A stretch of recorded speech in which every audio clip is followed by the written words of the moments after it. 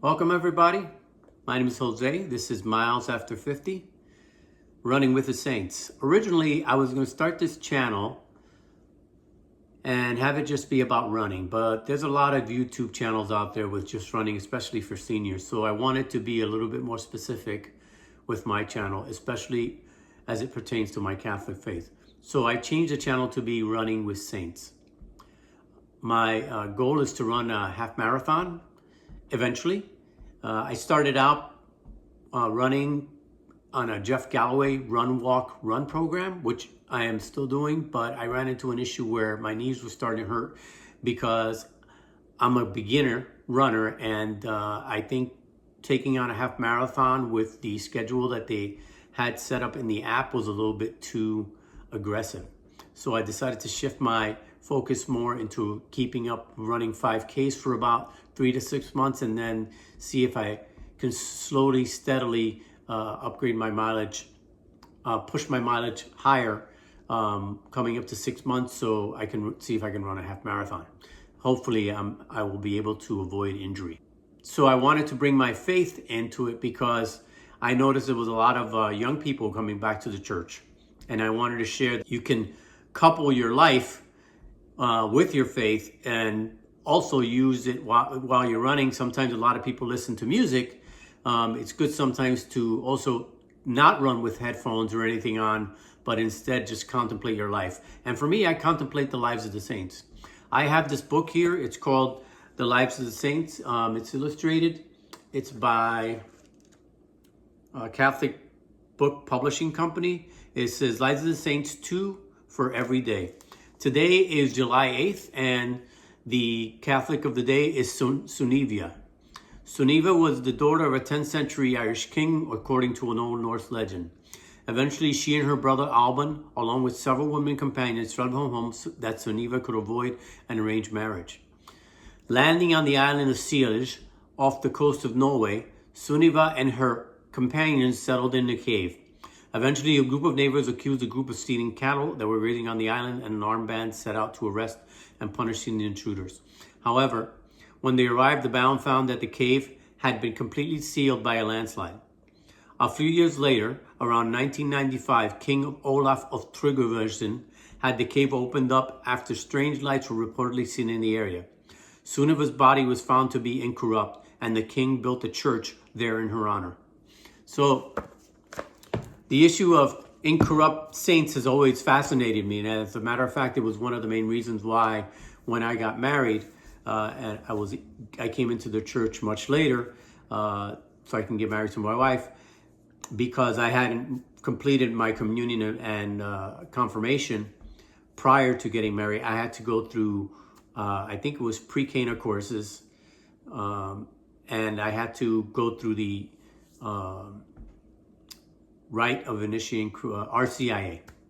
And I did it as an adult. I really enjoyed coming back to the faith as an adult. I had really good questions. I had really good priests that, I think his name was Father. He was a very funny guy, dry humor, but he was really good. He did RCIA for me, and he also married my wife and I. It was at St. Joachim's in Beacon. Matter of fact, he baptized our son also, and also came to the party.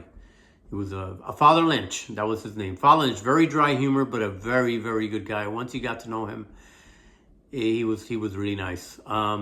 So he gave the classes, and I enjoyed them because I had a very, very good time.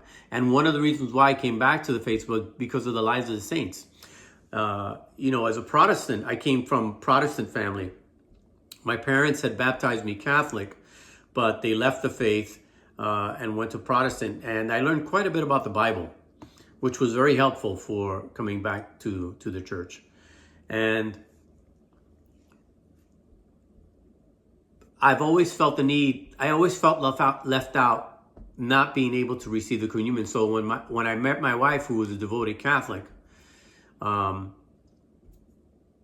to be honest, that's why I was so attracted to her, because she had a conviction about her life and her faith, which was in the early 1990s, when things were a little bit wishy-washy and the church was in turmoil. it was refreshing to see somebody with such faith and such conviction. So when the priest asked me if I wanted to complete my sacraments, I said yes, and I went through the I think it was 1 year or 2 year discernment RCIA course, which discussed various topics, anything from the Bible to the sacraments to what it meant to be married, and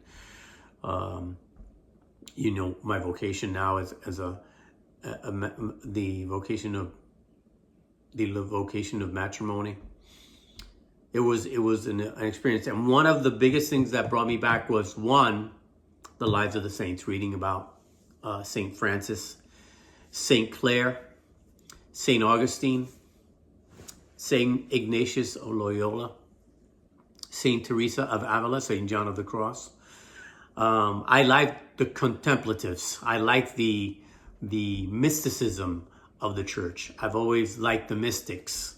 Father Thomas Keating, who's great on with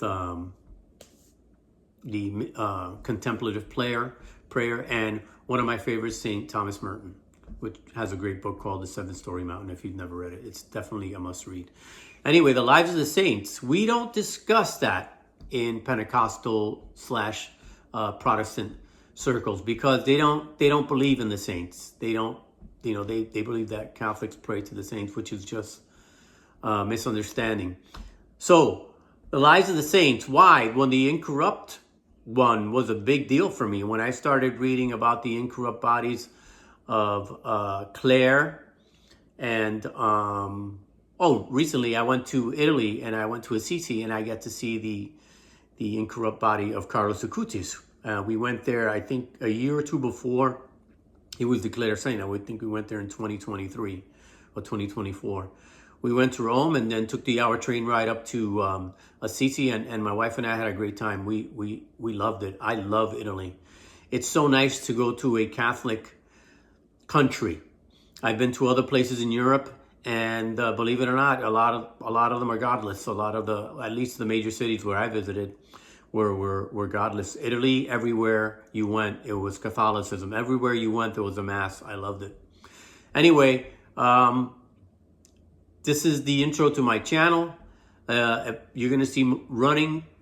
I'm going to try to incorporate my running, my goal for a half marathon, into my faith, and hopefully every day introduce a new saint, not necessarily from the book, but from something that maybe I'll reflect on as I'm running, because I'm constantly thinking about the faith, constantly thinking about the saints, and I thought it would be good content to have on YouTube. So join me, and please subscribe. Thank you for watching this video, and God bless. Bye.